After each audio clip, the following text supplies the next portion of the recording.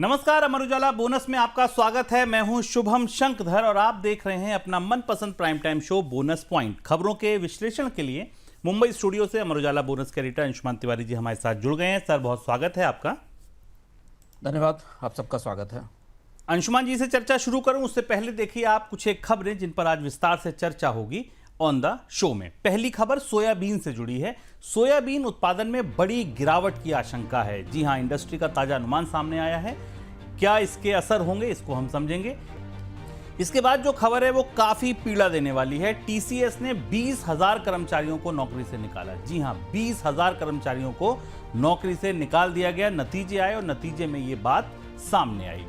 इसके बाद ट्रेड के लिए यूएस पर बड़ी भारत की निर्भरता, अंकटाड की एक रिपोर्ट आई है। रिपोर्ट में इस बात का इशारा किया गया है।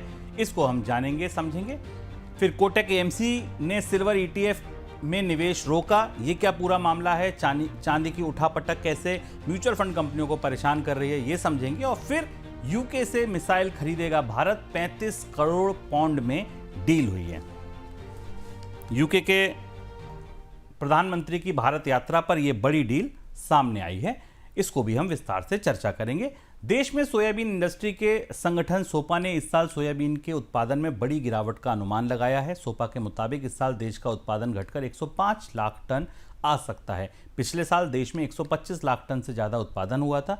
इस साल सोयाबीन की खेती कम रही है और मौसम की मार की वजह से ये उत्पादन घटने का अनुमान है। सर, किन राज्यों में फसल को ज़्यादा नुकसान हुआ है? मानसून लंबे समय तक टिकने का और भारी बारिश का असर बढ़ रहा है, वो जो हम लगातार आपको बताते जा रहे हैं बोनस पॉइंट में। दो राज्य हैं जिनमें सबसे ज़्यादा असर दिख रहा है। एक तो महाराष्ट्र और दूसरा मध्य प्रदेश। महाराष्ट्र में इस तरीके की खबरें हैं। यहाँ वर्धा और मध्य महाराष्ट्र के कई सारे इलाकों में किसानों ने फसलें जलानी शुरू कर दी हैं, क्योंकि सोयाबीन में ज़्यादा पानी भरने के बाद फिर ये फसल किसी काम की नहीं रहती। मध्य प्रदेश के भी तमाम हिस्सों में सोयाबीन की उपज खराब होने का असर है की खबरें हैं। और अब ये सीधे सीधे भारत के बाजार में खाद्य तेल की आपूर्ति को प्रभावित करेंगी। और ये जो आंकड़े सोपा के आए, ये काफ़ी बड़ी कमी है। करीब करीब 20 लाख टन के आसपास के उत्पादन में कमी दिखाई दे रही है, जो सोपा बता रहा है।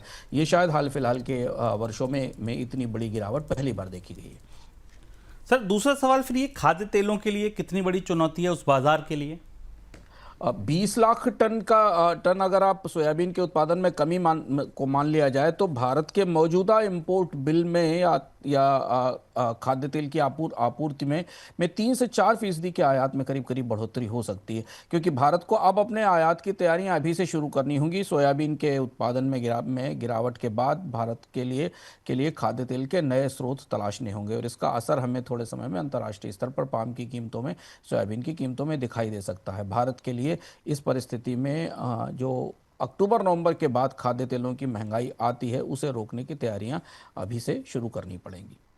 कफ सिरप से बच्चों की मौत के मामले के बाद तमिलनाडु में दवाओं की टेस्टिंग को लेकर कैग की एक पुरानी रिपोर्ट सामने आई है। इस रिपोर्ट में कहा गया था कि तमिलनाडु में दवाओं की जांच में गंभीर लापरवाही पकड़ी गई है। ये रिपोर्ट दिसंबर 2024 में सार्वजनिक हुई थी। रिपोर्ट में ये भी कहा गया कि दवाओं की टेस्टिंग के लिए जितने सैंपल उठाने थे, टेस्ट करने का लक्ष्य था, वो भी पूरा नहीं हुआ। सर, कैग की रिपोर्ट ने जो बताया, हमने भी कल लगभग यही इशारा किया था। समस्या का समाधान क्या है फिर? देखिए, कल हम लोगों ने विस्तार से इस पर बात की थी कि भारत के पूरे दवा रेगुलेशन में गंभीर खामियां हैं, और लगभग वही बात अब कैग की रिपोर्ट में निकलकर सामने आई। वही चीज़ें, पहली चीज़ ये कि दवा कंपनियों की संख्या ज़्यादा है, उनसे निकलने वाले उत्पादों की ट्रेसिंग की, मॉनिटरिंग की कोई व्यवस्था नहीं है। ड्रग इंस्पेक्टर्स की संख्या बेहद कम है, और इसके अलावा जो छोटी इकाइयाँ हैं जो इस तरीके की खामियों में, गलतियों में मिलावट करती पाई जाती हैं, उनके पर पर्याप्त कार्रवाई नहीं होती। 3-4 बड़े सुधार सरकार को तत्काल करने होंगे। इसलिए नहीं क्योंकि भारत को दवाओं का निर्यात करना है, बल्कि भारत के बाजार के भीतर जहरीली दवाएं ना बने, नकली दवाएं ना बने, इसे रोकने के लिए सबसे महत्वपूर्ण चीज़ तो यह है कि जो फील्ड बैच हैं उन्हें पब्लिक डोमेन में डाला जाए और उसकी रेगुलर जांच हो। बार कोडिंग के साथ पूरी दवाओं की ट्रैकिंग हो, और भारत में जो इकाइयां WHO के मानकों पर काम नहीं कर रही हैं, उन्हें स्पष्ट रूप से उन दायरों के तहत लाया जाए। और पूरा जो दवा के नियंत्रण का, मॉनिटरिंग का ढांचा है, उसे बदलना पड़ेगा, क्योंकि अब स्थितियां काफ़ी ऊपर हो गई। अगर आप कहें पानी नाक से ऊपर चला गया, पूरी दुनिया में ये भारत की छवि पर को जो ठेस पहुंची या फार्मा सेक्टर की जो छवि को ठेस पहुंची वो पिछले साल की घटना थी। आज हमने चूंकि इसे नहीं रोका तो पहले गाम्बिया और कजाकिस्तान में भारत की कफ सिरप पीकर लोग मरे और अब भारत में भी बच्चे मर रहे हैं। तो ये पूरा रेगुलेशन बदलने की ज़रूरत है और हमें लगता है इसमें सरकार को बाकी चीज़ें छोड़कर पहली वरीयता पर इस पर काम करना पड़ेगा। देश की सबसे बड़ी आईटी कंपनी टीसीएस ने गुरुवार को सितंबर तिमाही के नतीजे जारी किए। नतीजों में कंपनी का मुनाफा तो फ्लैट रहा, लेकिन कंपनी के कर्मचारियों की संख्या में पता चला कि सितंबर तिमाही के दौरान उसके कर्मचारियों की संख्या लगभग 20,000 कम हो गई। कुल संख्या घटकर 5,93,000 रह गई, जो जून के अंत में 6 लाख से ज़्यादा थी। सितंबर तिमाही के दौरान कंपनी ने बड़ी संख्या में कर्मचारियों की छंटनी की है। सर, क्या इसकी वजह क्या है? कंपनी को इतनी बड़ी छंटनी क्यों करनी पड़ी? तिमाही आधार पर ये सबसे बड़ी छंटनी है। 19,755 कर्मचारी निकाले गए और इसमें भी 12,200 के आसपास कर्मचारी मिड और सीनियर लेवल के थे। सिर्फ मार्जिन्स को ठीक करने के लिए टीसीएस की परिस्थिति अच्छी नहीं दिख रही है नतीजों में। हालांकि अगर आप ऊपर से आंकड़े देखें तो आपको ये ठीक दिखाई देगा कि करीब नेट प्रॉफिट में नेट मार्जिन में 19% के आसपास की बढ़ोतरी है। रेवेन्यू भी थोड़ा बढ़ता दिखाई दे रहा है, डिविडेंड भी दिया है कंपनी ने, लेकिन एट्रिशन सबसे बड़ी समस्या है। एट्रिशन से ज़्यादा छटनी बड़ी समस्या है। अर्निंग्स मजबूत है, कॉस्ट कंट्रोल ज्यादा है, लेकिन अगर आप वर्टिकल की परफॉर्मेंस के भीतर से देखें जहां से टीसीएस के रेवेन्यूज आते हैं तो कंज्यूमर, हेल्थ केयर और मैन्युफैक्चरिंग सेक्टर के रेवेन्यूज में डिक्लाइन दिखाई दे रहा है। टीसीएस के नतीजों में करीब 2 से 1 से लेकर 3% तक का डिक्लाइन दिखाई दे रहा है। नॉर्थ अमेरिका जो प्रमुख बाजार है वहां से बहुत अच्छे उत्साहवर्धक नतीजे नहीं दिखाई दे रहे हैं और यही वजह है कि कंपनी ने कहा था कि वो 12,000 कर्मचारियों को निकालेगी, लेकिन उसे 20,000 कर्मचारियों को निकालना पड़ा है। हालांकि टीसीएस का गाइडेंस H2 के लिए बेहतर है इकोनॉमी के स्टेबलाइज होने के लिए, लेकिन कंपनी की भीतरी तस्वीर रोजगारों की दृष्टि से, नए कर्मचारियों को रखने की दृष्टि से बहुत बेहतर अभी नहीं दिखाई दे रही है। सर, क्योंकि आज तिमाही नतीजे आए हैं तो दूसरा सवाल मेरा टीसीएस की भीतरी स्थिति पर भी है। क्या नजर आ रहा है? टीसीएस की भीतरी स्थिति में अगर आप आंकड़े देखें तो ज्यादातर नतीजे और परिस्थिति यथास्थिति जैसी है। सबने बताया कि जो प्रमुख बाजार हैं उन बाजारों से बहुत उत्साहवर्धक खबरें नहीं हैं। जो मेजर वर्टिकल्स हैं उनसे अच्छी खबर नहीं है, लेकिन हाँ, मार्जिन का इंप्रूवमेंट हमें भीतरी नतीजों में दिखाई देता है क्योंकि कॉस्ट कंट्रोल दिखाई दे रहा है, इसलिए एक महत्वपूर्ण चीज दिखाई देती है। दूसरा ये कि डील्स का थोड़ा मोमेंटम बढ़ रहा है। रोबस्ट टीसीवी के साथ एक $10 बिलियन की डील है, थोड़ी पाइपलाइन दिखाई दे रही है। एआई, डेटा इंजीनियरिंग और क्लाउड वर्टिकल्स में थोड़ी ग्रोथ दिख रही है और यही वजह है कि टीसीएस का जो गाइडेंस अगली छमाही का है वो थोड़ा संतुलित है, उत्साहवर्धक है और ज्यादातर ब्रोकर्स के जो कंसेंसस ओपिनियन भी आए हैं वो भी पॉजिटिव आए हैं कि 20% अपसाइड के आसपास का संकेत ब्रोकर्स ने टीसीएस के नतीजों के रिव्यू में दिया है। लेकिन फिलहाल अभी परिस्थिति जब तक अंतर्राष्ट्रीय स्तर पर तस्वीर साफ नहीं होती है और अमेरिका की बाजार की स्थिति ठीक नहीं होती, टीसीएस के पर दबाव बने रहने की संभावना है। शेयर बाजार में विदेशी निवेशक की लगातार बिकवाली के बीच सेबी ने तय किया है कि विदेशी निवेशकों के रजिस्ट्रेशन में जो समय लगता है वो अब कम किया जाएगा। विदेशी निवेशकों के रजिस्ट्रेशन का पूरा होने में लगभग अभी 3 महीने का समय लगता है और ऐसी व्यवस्था पर काम हो रहा है जिससे कुछ ही दिनों में रजिस्ट्रेशन की प्रक्रिया को पूरा किया जा सके। आना सुगम होगा तो ये उम्मीद है कि ज़्यादा एफपीआईज आएंगे। सर, एक तरफ लेकिन सेबी चीफ कह रहे हैं कि एफपीआई की बिकवाली से अभी ज़्यादा असर नहीं होगा, दूसरी तरफ उनके आने का रास्ता सुलभ किया जा रहा है। ये विरोधाभास क्यों? दोनों बातें हैं। ये भारतीय निवेशकों को या बाजार को थोड़ा ढाढ़स देने के लिए बात सेबी चीफ का कहना बनता है कि विदेशी निवेशकों के जाने की चिंता नहीं है, पर वास्तविकता बाजार में दिख रही है। हम इसे बार बार चर्चा करते रहे कि घरेलू निवेश तो बढ़ रहा है लेकिन विदेशी निवेशकों के बिना बाजार में मूवमेंटम, तेजी और वो कॉन्फिडेंस बनता नहीं दिखाई दे रहा है। इसीलिए बाजार हमें लंबे समय से सीमित दायरे में काम करता दिखाई दे रहा है और सेबी को ये बात पता भी है और यही इसलिए सेबी ने जो नई व्यवस्था शुरू की है जिसमें कि एफपीआईज को रजिस्ट्रेशन दिया जाए, उनके लिए निवेश के नए रास्ते खोले जाएं, ये देखना ज़रूरी है। पर यह बहुत ज़रूरी है जानना कि भारतीय बाजार में विदेशी निवेशकों का निवेश बढ़ते रहना और बने रहना आवश्यक है, क्योंकि इसके बिना भारतीय बाजार में बड़े तेज मोमेंटम या बड़ा बुल रन बनाना मुश्किल होगा। घरेलू निवेशक बाजार को गिरने नहीं देंगे, टूटने नहीं देंगे, एसआईपी के इनफ्लो आते रहेंगे, इनका सहारा तो बना रहेगा, लेकिन ये ऐसी स्थिति में नहीं होंगे कि बाजार में एक नई बड़ी बुल रन तैयार कर सके। विकसित देशों को ग्लोबल ट्रेड में सहायता करने वाली संयुक्त राष्ट्र की संस्था अंकटाड ने कहा है कि बीते 12 महीनों के दौरान विदेश व्यापार के लिए अमेरिका पर भारत की निर्भरता 0.6% बढ़ी है। ये बयान ऐसे समय में आया है जब अमेरिका ने भारत के इंपोर्ट पर 50% टैरिफ लगा रखा है। सर, ये आंकड़ा क्या बता रहा है? टैरिफ के संदर्भ में इसे कैसे देखा जाए?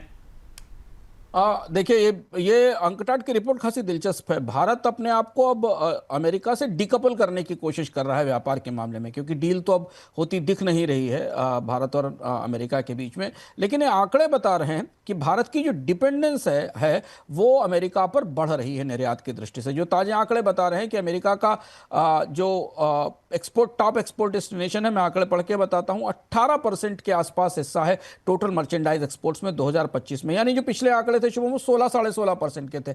नया आंकड़ा जो अंकटाड लेकर आया उस हिसाब से करीब करीब 18% हिस्सा भारत के कुल मर्चेंडाइज निर्यात में अमेरिका का है। इंपोर्ट के लिए यूएस चौथा सबसे बड़ा सोर्स है, 6% के आसपास इंपोर्ट भारत अमेरिका से करता है। और जो ग्लोबल ट्रेड के आउटलुक में भारत का जो हिस्सा अमेरिका के निर्यात में वो सबसे महत्वपूर्ण आईटी बिजनेस सर्विसेज का है, जिसका हिस्सा करीब करीब 83 बिलियन डॉलर के आसपास का रेवेन्यू पिछले साल 2024 में इससे दिखाई दिया था। तो अब ये बड़ी अनसर्टेनिटी है कि अमेरिका ने टैरिफ बढ़ाए हैं, कम करने की कोई संभावना नहीं है। भारत और अमेरिका के बीच कोई डील होती नहीं दिखाई दे रही है। तो भले ही मैं कहें कि अमेरिका पर निर्भरता नहीं है, अमेरिका को निर्यात करने के बंद होने के बाद, रुकने के बाद कोई बड़ा असर नहीं होगा, पर अगर आप अंकटाड की रिपोर्ट देखें तो अंकटाड की रिपोर्ट इस बात पर इशारा कर रही है कि भारत को के लिए अमेरिका का बाजार खोना लंबे समय में जीडीपी के लिए और ट्रेड के लिए भारी पड़ सकता है। क्योंकि जो भारत के लिए जो सबसे महत्वपूर्ण बात है, सर्विसेज का एक्सपोर्ट जो 83 बिलियन डॉलर के आसपास का है, वो भारत में नौकरियों का और विदेशी मुद्रा का बड़ा स्रोत है। और अमेरिका सर्विसेज का सबसे बड़ा बायर, इसमें आईटी, बीपीओ और कई तरीके की सर्विसेज हैं। यहाँ सबसे गहरा असर पड़ सकता है। और देखिए, टीसीएस के नतीजों के संदर्भ में अभी हमने उसकी चर्चा भी की है। चांदी की कीमतों में भारी उठापटक को देखते हुए asset management company Kotak mutual fund ने सिल्वर ईटीएफ से जुड़े अपने फंड में लमसम निवेश लेना बंद कर दिया है। इस फंड में चांदी की घरेलू कीमतों के आधार पर निवेश होता है। चांदी की घरेलू और इंटरनेशनल कीमतों में बड़ा अंतर देखने की वजह से कोटक म्यूचुअल फंड को यह फैसला लेना पड़ा है। इस बीच चांदी के भाव की बात करें तो गुरुवार को भाव में भारी उतार चढ़ाव देखने को मिला। एमसीएक्स पर पहले कीमतों ने 1,53,000 रुपए प्रति किलो का रिकॉर्ड बनाया। उसके बाद में 1,43,000 रुपए का निचला स्तर भी छुआ। एक ही दिन में 10,000 रुपए से ज़्यादा का मूवमेंट आया। सर, चांदी में मुनाफा वसूली आई है, क्या ये स्वाभाविक थी? इतना ज़्यादा जंप आ गया है तो प्रॉफिट बुकिंग आना? हाँ, स्वाभाविक सी बात थी कि चांदी में थोड़ा ज़्यादा मुनाफा वसूली आई है, गोल्ड में थोड़ी कम है पूरी दुनिया के बाजारों में। हालांकि कोई ऐसा तेजी का गिरावट का संदर्भ नहीं है, के संकेत नहीं है, लेकिन हाँ, मुनाफा वसूली बाजार में दिख रही है, चांदी में, ग्लोबल बाजारों में भी दिख रही है। और एक नया ट्रेंड, बुलिश ट्रेंड बनाने के बाद निचले स्तरों से शायद फिर खरीदारी आ सकती है, क्योंकि जो फंडामेंटल्स हैं गोल्ड और सिल्वर को लेकर वो अभी मजबूत दिख रहे हैं, दोनों तरफ से, अंतर्राष्ट्रीय स्तर से भी और घरेलू बाजार में भी। चांदी में थोड़ा उतार चढ़ाव ज्यादा है और इसको लेकर काफी असमंजस है बाजार में। सर, एक और सवाल, ईटीएफ को लेकर जो कंफ्यूजन बना है वो क्या है? दो महत्वपूर्ण घटनाक्रम हुए कल, जिनको समझना जरूरी है, क्योंकि बहुत सारे छोटे निवेशक भी इसमें निवेश कर रहे हैं। एक तो ईटीएफ को लेकर जो सबसे बड़ा भ्रम आज बाजार में दिखाई दिया सुबह से, वो ये था कि चांदी का जो दिसंबर के फ्यूचर्स थे एमसीएक्स में, उनमें गिरावट आई करीब करीब 75 बेसिस पॉइंट के आसपास की। लेकिन जो ईटीएफ में एनएवीज थे और ईटीएफ में निवेश में बढ़ोतरी थी, उसमें तेज बढ़ोतरी दिखाई दी, 9% की बढ़ोतरी दिखी। तो जो अंडरलाइंग एसेट है सिल्वर ईटीएफ की, उसमें और एक्चुअल प्राइस में एक बड़ा अंतर दिखाई दे रहा है। और इसने खासतौर से फंड निवेशकों को, ईटीएफ में निवेश करने वालों को असमंजस में डाला है। और यही वजह थी कि कोटक ने कल एक बड़ा फैसला लिया, जो समझना जरूरी है। कोटक ने अपने फैसले में, अपने एफओएफ में, जो अपना फंड है, उसमें निवेश को लमसम निवेश को रोक दिया। कोटक ने यह फैसला किया क्योंकि चांदी को लेकर उलझन थी, क्योंकि कोटक का कहना था कि भारत में जो सिल्वर है वो ग्लोबल कीमतों की तुलना में प्रीमियम पर ट्रेड कर रहा है। सितंबर 2025 में प्रीमियम करीब 50 बेसिस पॉइंट था, लेकिन अक्टूबर में ये 5.7% तक पहुंच गया। एक समय 12% तक पहुंच गया था। चांदी का औसत खरीद प्रीमियम 10% है और बिक्री प्रीमियम 3% है, और इस वजह से ऊंची प्रीमियम पर जब लंपसम में निवेश किया जाता है तो अगर बाजार गिरता है तो निवेशकों को बड़े नुकसान का खतरा है। अगर प्रीमियम सामान्य हो, कीमतें गिरे तो मार्क टू मार्केट में निवेशकों को नुकसान हो सकता है। इसलिए कोटक ने लंपसम का और स्विच इन इन्वेस्टमेंट को तुरंत बंद कर दिया, लेकिन एसआईपी और एसटीपी को चालू रखा है। यानी अगर भाव टूटा तो कम कीमत पर निवेश होगा। हालांकि कोटक ने सिल्वर पर अपना नजरिया बुलिश ही रखा है, लेकिन ऊंचे भाव पर लंपसम निवेश को रोक दिया गया है। ताकि उसकी वजह यह कि भारत में चांदी की मांग ज़्यादा है, आयात की सीमाएं हैं अपनी, और इस वजह से जो अंतर्राष्ट्रीय बाजार और भारतीय बाजार में चांदी के बीच में की कीमतों में उनमें अंतर दिख रहा है। दुनिया भर में कोबाल्ट के सबसे बड़े उत्पादक देश डीआरसी ने हाल ही में कोबाल्ट के एक्सपोर्ट पर रोक लगाई है और अब अगले हफ्ते एक्सपोर्ट को खोलेगा, लेकिन शर्त के साथ। एक लिमिट लगी होगी कि किस लिमिट तक एक्सपोर्ट किया जाएगा। कांगो के इस कदम से दुनिया भर में कोबाल्ट की कमी हो सकती है, क्योंकि दुनिया का लगभग 70% उत्पादन इसी देश में होता है। आपको ये भी बता दें कि कोबाल्ट का सबसे ज़्यादा जो इस्तेमाल है वो इलेक्ट्रिक बैटरियों में होता है। सर, क्या है कांगो का फैसला? कांगो का फैसला काफी सनसनीखेज है। 16 अक्टूबर की तारीख करीब आ रही है, जहां से अब पूरी दुनिया के बाजारों को या बैटरी कंपनियों को, ईवी कंपनियों को कांगो का कोबाल्ट नहीं मिल पाएगा उस तरह से जैसे मिलता था। और कांगो दुनिया का सबसे बड़ा कोबाल्ट प्रोड्यूसर है। 70% कोबाल्ट दुनिया का कांगो में निकाला जाता है। कांगो ने जो फैसला किया है कांगो की सरकार ने, वो ये है कि 16 अक्टूबर 2025 से निर्यात का कोटा लागू होगा, और इसमें पिछले 3 साल के आधार पर जो डिमांड रही है उसके आधार पर कोटे में अब निर्यात की छूट दी जाएगी, जिसमें करीब 2025 में 18,125 मीट्रिक टन से ज़्यादा निर्यात नहीं होगा। 2026-27 में 96,000 टन का कोटा तय किया गया है। कांगो का ये चाहता है कि वहाँ पर प्रोसेसिंग इकाइयाँ लगाएं, और अगर जो प्रोसेसिंग इकाइयाँ नहीं लगाते और नियमों का उल्लंघन करते हैं उन पर स्थायी प्रतिबंध लगाया जा सकता है। इसलिए फरवरी 2025 से अभी तक कोबाल्ट की कीमत दुनिया में 90 से 170% बढ़ चुकी है, क्योंकि कांगो की ये पहले से तैयारियां चल रही थी। कांगो दुनिया के बाकी अन्य देशों की तरह ही ये चाहता है कि उसके खनिज संसाधनों पर उसका नियंत्रण रहे, और जो कंपनियां वहाँ कोबाल्ट की प्रोसेसिंग करना चाहती हैं वो यहाँ आकर निवेश करें। तो ये काफ़ी बड़ा फैसला है, और इसका असर हमें टेस्ला, BYD, दुनिया भर की तमाम कंपनियों पर दिखाई दे रहा है। सर, आगे असर गहरा होगा? असर गहरा होगा, क्योंकि दुनिया की सप्लाई चेन को बड़ा झटका लगने वाला है। चीन और कोरिया के बैटरी मेकर्स के लिए सबसे बड़ी चुनौती तत्काल है। हालांकि चीन की कंपनियां कांगो में सक्रिय हैं, वो वहां पर कोबाल्ट निकालती हैं, प्रोसेसिंग करती हैं। लॉन्ग टर्म खरीद कॉन्ट्रैक्ट वालों को तो थोड़ा फायदा है, लेकिन चीन की कंपनियों के लिए भी झटका होगा। इंडोनेशिया और कनाडा पर निर्भरता बढ़ेगी। चीन को हो सकता है आने वाले दिनों में आप ऐसी घोषणाएं सुने कि चीन कोबाल्ट की प्रोसेसिंग में बड़ा निवेश कर रहा है अफ्रीका में। जैसा कि हमने कल आपसे रेयर अर्थ के संदर्भ में चर्चा की थी और बताया था कि इंडोनेशिया में रेयर अर्थ की प्रोसेसिंग में चीन बड़ा निवेश करना जा रहा है। क्योंकि ऊंची कीमतें हैं तो इसलिए अब कोबाल्ट फ्री बैटरीज की डिमांड होगी, रिसाइकलिंग को बढ़ोतरी मिलेगी। लेकिन फिलहाल पूरी दुनिया में बैटरी की कीमतों में बड़ी बढ़ोतरी होने वाली है। टेस्ला, BYD जैसी कंपनियां और भी बैटरी बनाने वाली तमाम कंपनियों के लिए कोबाल्ट की कॉस्ट बड़े पैमाने पर बढ़ने वाली है। ऐसा लग रहा है सर कि हर देश जिसमें सबसे ज़्यादा जिस चीज़ की ताकत है, चाहे चाइना हो, रेयर अर्थ, कोबाल्ट के लिए DRC, सब इस समय पूरे ग्लोबल नए ट्रेड नियम लिखने में लग गए हैं पूरी दुनिया में। और ये नेशनलाइजेशन भी है, महत्वपूर्ण बात है। कई देशों ने जिन्होंने प्राइवेटाइज की थी माइंस, उन्होंने रीनेशनलाइज करना शुरू कर दिया है अपने माइंस को, क्योंकि वो ये चाहते हैं कि ये लगभग वैसी स्थिति है जो हमने 1970 के दशकों में देखी थी, जब पूरी दुनिया के देश अपने रिसोर्सेज पर अपना नियंत्रण चाहते थे। और सबको पता है कि माइंस में प्रोसेसिंग होती है, प्रोसेसिंग में वो निवेश चाहते हैं। कांगो चाहता है कि पैसा आए, कंपनी वहां आए, कोबाल्ट प्रोसेस करे और प्रोसेस्ड कोबाल्ट ले जाए। अब कोई भी देश अपना कच्चा और एक्सपोर्ट नहीं करना चाहता, और ये बात चाइना ने सिखाई है पूरी दुनिया को। तो चीन ने ये सिखाया है और इसलिए अब पूरी दुनिया में तमाम देश ऐसा कर रहे हैं। लिथियम को लेकर भी आने वाले दिनों में चिली की तरफ से इस तरीके की घोषणाएं आ सकती हैं। सर, ये चीन पूरी दुनिया को ये नए नए काम सिखा रहा है और चीन पर आपकी भी गहरी पकड़ और रुचि और अध्ययन है।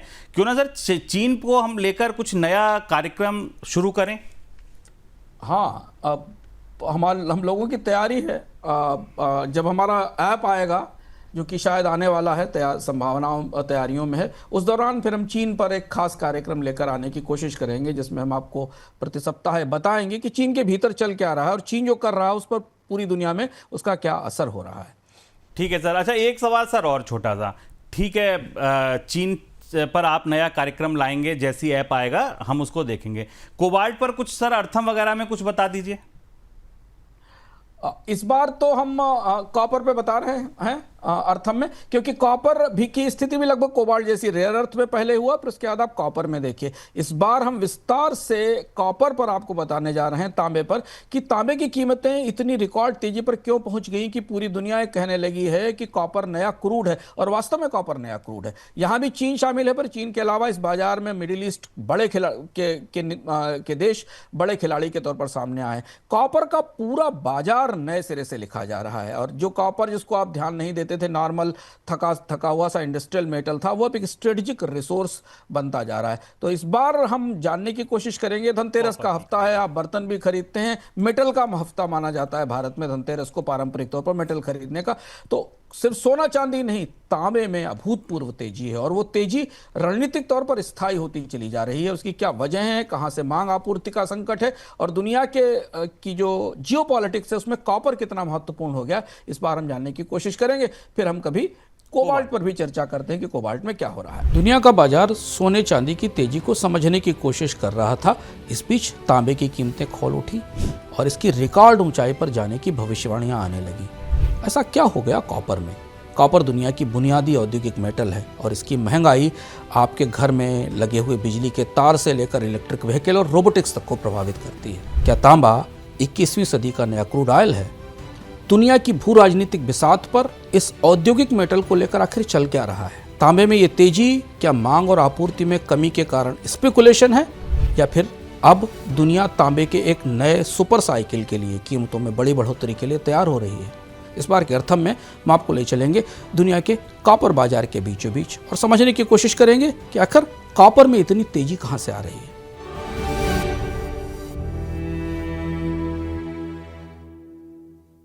लीजिए, बात कोबाल्ट से निकली, कॉपर तक पहुंची। इस बार का अर्थम कॉपर पर आ रहा है। क्यों तेजी है, कहां से तेजी है, चीन कैसे इन्वॉल्व है, पूरी दुनिया में कॉपर जहां जहां से असर डाल सकता है, सब कुछ आपको उसका निचोड़ एक अर्थम में मिल जाएगा। तो इस बार का अर्थम देखना ना भूलें। शुक्रवार का दिन है, अगले कुछ ही घंटों में अर्थम अपलोड हो जाएगा, लेकिन अपलोड होगा केवल प्रीमियम मेंबर्स के लिए। आप बोनस परिवार का हिस्सा अब तक नहीं है, बन जाइए।